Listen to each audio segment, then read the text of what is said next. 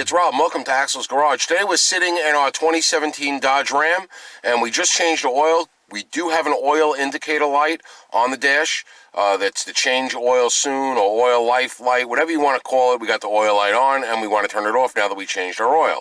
Real simple in this vehicle. Okay, what you're going to do is take your key. You're going to put your key in, and you want to turn it to the run position. Do not start the vehicle. Sorry about the radio. If you have a push button start, what you want to do is you want to just press that button without your foot on the brake, because you don't want to start the car, and the run light will light up.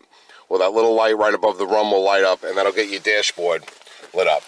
Now you can see right here, we're in it defaults to the stored messages when you have a message and it's saying change oil soon. So we just changed the oil.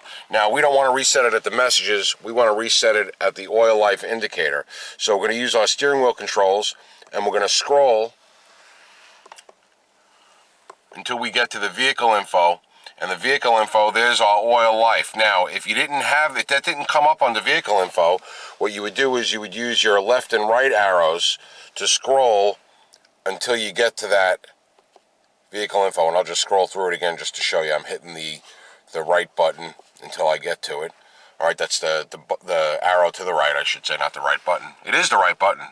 And there's our oil life indicator. It says 4%.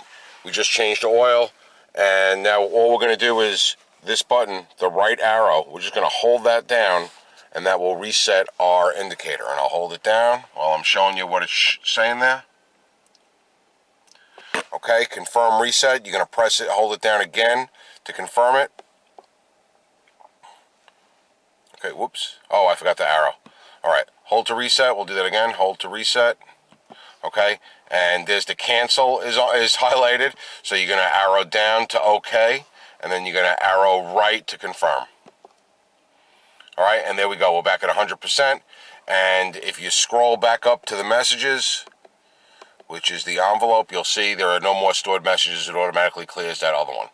All right, nice and easy, not complicated at all. Reset your oil life indicator or your oil indicator, whatever you want to call it. That's it today from Axel's Garage. Hope you enjoyed the episode. If you did, thumbs up. And as always, don't forget, subscribe to Axel's Garage, Axel's Kitchen, and look at the idiot. There he is. Yep, thanks for watching.